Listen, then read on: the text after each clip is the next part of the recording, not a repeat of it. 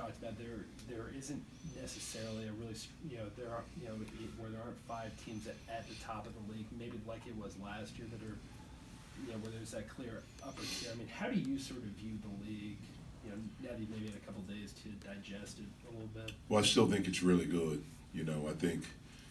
I think Duke's one of the best teams in the country. I think Louisville's one of the best teams in the country. I think Florida State is as good as anyone and can beat anyone. I think why maybe it seems like it's down is because, you have a couple of teams that traditionally are very good that maybe haven't played as well. But it's still obviously incredibly competitive from top to bottom.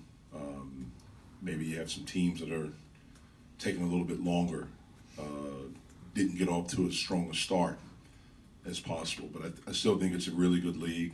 Obviously, we have very good players, very good coaches. And it's going to be a dogfight every night. I think NC State's really good. I think they're an underrated team from what I've watched. They're older, they're experienced, they understand their system. The system's a little bit different. Obviously, Virginia Tech has played really well. Mike Young has done an amazing job right away, and it's a culture of winning. Those kids that were left there, they understand how to win and what it takes to win. I think Miami's playing well right now. They have one of the better guards in the league, and Chris Likes. And then Vasiljevic, who's a senior who's been through it. So I think they're good. So I still think it's as good a league in the country, the best league in the country. But I do think we have a couple of elite teams. I don't think anyone's playing better than Duke in college basketball right now. And then Louisville, they were ranked number 1. We still haven't talked about Virginia, who's still good. I mean, it's just taking them a little bit longer, to deal with some of the adversity of losing, the guys that they've lost. But they're still going to defend the heck out of you, and they know how to win. So I still think it's a really good league. Do you think your team is starting to gain some respect? I don't know. I can't tell you what other people think about us. Nor do I really care, to be honest with you. We just want to play hard. We have to earn respect. Respect is not given. We have to earn it. And so, how you earn stuff is you have to invest in it. You have to work hard every day. You have to show up every day, with the mindset to get better. And that's what we're trying to do. That's what we try to concentrate and focus on in our program. Wake Forest may be picked towards the bottom of the league, but you have guys like Childress and Chuddy Brown. I mean, that's one of the better backcourts. Does that speak to the volume of the? Yeah, no question. I mean, they beat Xavier. Xavier was a top 15 team in the country. And so, yeah, I mean, they have experienced guards, experienced players. You look up and down their rosters. It's seniors. It's a grad transfer. It's a graduate senior. It's juniors. And so, they have experience and they've been in big moments. And again, they beat Xavier earlier this year. They were right there with Arizona. And so they've kind of been a little bit Jekyll and Hyde, to be honest with you. When you watch them, at times they've been really, really good, and at times they've not been so good. My hope is that we help make them not good on Saturday. But they are a team that can compete with anyone. As a coach, Jeff, how do you prepare for a team like that where you could see such drastically different versions of them out there? Yeah, we take care of us. We try to concentrate on us, and we try to concentrate on things that we think are the strengths of our team and try to work on some of the weaknesses, but we don't spend a lot of time on that. We try to game plan for what we think are the important things, for each particular game. And it's not as much about Wake Forest, it's about us, and that's what we're trying to concentrate on. They're one of the, so far at least anyway, they're one of the faster tempo teams in the league. What challenges does that present, and how do you deal with that? Well, it's one of the big keys for the game. It's 2 things. Number one, we can't turn the ball over, because for them, when that happens, it's like a jailbreak. They are out and they're going. And then we have to be able to set our defense on a missed shot. We have to have balance. And then we have to get back, and it has to be a collective effort of 5 guys getting back. We have to build a wall. We have to point and talk. Our communication has to be on point. And we have to we have to make them a half-court team, because they are. I think the next 2 games we'll play are 2 of the faster-paced teams, definitely in our conference, but really in the country. SAR is one of the taking a big step this year in the middle. Yeah. I mean, what kind of challenges does he have for your team? Big time challenges. He's confident. He's played very well. He was starting. He got hurt in the game. I think he was in concussion protocol for a little bit. I anticipate him starting against us. He's close to a double-double. I would say a double-double. I think the rebounds are 9.5. To me, that's 10. But he can score. He's confident. Obviously, he's going to be on on the offensive glass. That's obviously a big challenge for us that we need to step up to the plate. But he's really, really gotten better, and that's not a surprise because his coach is one of the better big guys that have ever played the game on the college level. I mean, playing 5 Power 5 teams before ACC. Well, I mean, but does that? Yeah. I mean, It's weird, right? Yeah, Yeah. it does feel weird. But does that help? Going up against a 7-footer, having that already. I hope so. I hope it does help. I think we've played good competition so far, and we've played against some guys that are bigger and that are good. The kid from Northwestern was averaging close to a double-double when we played them, and I thought we did a good job with him. One of the big keys for us is that we need Eric Hamilton to play better.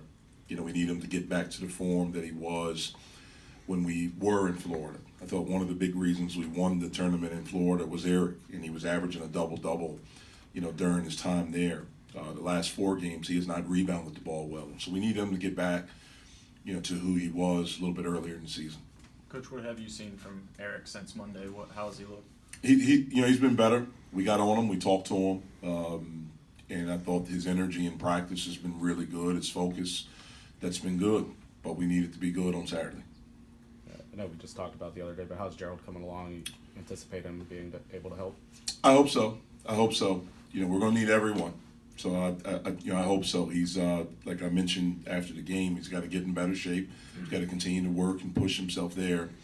And then when he gets in, the biggest thing is getting back used to the speed of everything. When you're out for so long and you come back and you're not in great shape right away, the speed of everything is very different. And then just the competition. I mean, he hasn't competed. It's practice is one thing, but games are different. And now everything intensifies. The intensity jumps, a huge level as we get to conference play, where it's conference play throughout. It's not, Florida State and then a couple of games. It's not, West Virginia and then Canisius or Monmouth or whoever, Louisville and then someone else. It's every game now. And so your focus, your discipline, your intensity, all of those things have to take a jump. With Gerald being back, I guess we've got a new guy to kind of periodically ask about with Ken. Are you kind of, is there any timetable now? What kind of progress have you noticed from him? Yeah, I don't know the timetable. He is able to do some stuff. Today was the first day he was able to do some stuff physically, some 5-on-5 in practice. So it was good to have him back out there, good to have another big body out there. I don't know how far he is away from actually, competing. My guess is that we'll evaluate him after today, see how he feels, see if he's able to do anything tomorrow. If he is, and then go from there and see over the next few days. But it was good to have him back out there. But there is no timetable. Are you pleased with the depth your team has shown so far? I am. What do you like about it? I think we have more bodies. I think we have more guys that can play and that can help us. And I think they've done a good job. I think the guys off the bench have done a good job. I mean, Murphy off the bench has been good for us. Terrell has given us good minutes. Koulibaly has given us really good minutes, good energy. Getting Gerald back will certainly help. I felt good about Oni. When we put him in the game, I think he's done some good stuff for us. You talked the other day about hitting the wall last year. Do you feel like you've been able to not have to use X and Trey as much as you did last year because of that depth? And could that pay dividends going forward? Well, I hope so. And also, I just think that they are used to college basketball. Normally when you hit the ball, it's a freshman because they've never gone through anything this intense. I don't care how good you are. I don't care what your ranking is or whatever. You've normally never gone through anything as intense. When you're a good high school player, a lot of times you don't really play defense. You don't play hard all the time. You know, your practices are very different. And on this level, especially in our league, in the way we do things, you know, we're going to go hard. So your focus, all of these things come into play. When you're a freshman, you don't understand all of that. And so I'm hoping also their experience will help them not hit the wall. Jeff, with those two ACC games, with beating Florida State, playing Louisville tough on the road, how much, you know, if even just mentally, does that maybe help you guys or maybe boost y'all up a little bit heading into this portion of the schedule? Yeah, you know, that's a great question. I don't know. I mean, I think with what we've done with our schedule, I'd like to think that our guys feel that we can compete with anyone. But the main thing is that we have to understand how we have to compete. You know, our stuff is not going to be pretty. You know, we have to be, you know, the hungry team. You know, we have to be the team that has a chip on our shoulder. We have to understand that defense is what we have to hang our hat on. You know, we're not a pretty offensive team. You know, we have to be the dirty work guys, the grit, the toughness, and that's, you know, defending, physical blockouts. We have to go get the basketball, the ball's on the floor. We have to be the first to get it. We have to try to create easy stuff from our defense. We have to try to make it a challenge, hard to score against us. If we go zone, it has to be active. Our communication has to be there. And then we have, on the offensive side, we have to execute. And then hopefully we can make shots. But I'd like to think with what we've done so far that our guys feel good enough that we can compete with anyone that's on our schedule. Jeff, does Wake's offense does it look like it's run by a 22-year-old senior? Yeah, it does. You know, I think Childress is one of the better guards in our league. Obviously, he has experience. He understands what, you know, his coaching staff wants. He's very competent, pushes tempo, very aggressive. You know, I think Brown is really good. He was outstanding against Xavier. And so, yeah, I think it does look like that. And when they can get out in transition and get, you know, stuff, and it's a lot of ball screens in their half court, a lot of continuity things that we're going to have to defend against. Coach, can you define uncommon courage and why it's one of your mantras? Yeah, well, it's, you know, uncommon. In order to be really good, to me, you have to be uncommon. I mean, everyone would be really good if it was a common thing. And so, you know, the uncommon part of it comes from, you know, can you be disciplined, you know, at the level that you need to be disciplined? Can you be committed to something? Can you show up every day and be at your best? Can you have the focus? Can you have the, you know, can you be a great teammate? Can you do all of those things that are uncommon, but that's what it takes to be really, really good? And then do you have the courage to do it? Do you have the courage to be different? Do you have the courage to be uncommon? Do you have strength to make that sacrifice, you know, to do it for the betterment of the team? Because when the team is good, then everyone shines. And so that's what we've tried to teach our guys this year, and understanding that in order to do something special, it's going to take an uncommon effort, and it's going to take the courage to do all of those things. Jeff, with Danny Manning and Randolph Childress on staff, would the Wake coaching staff have the best team of any ACC? Oh, no question. I mean, him, got Woody, Steve Woodbury, he played at Kansas, Rex Walters. No question. But Danny alone, yeah.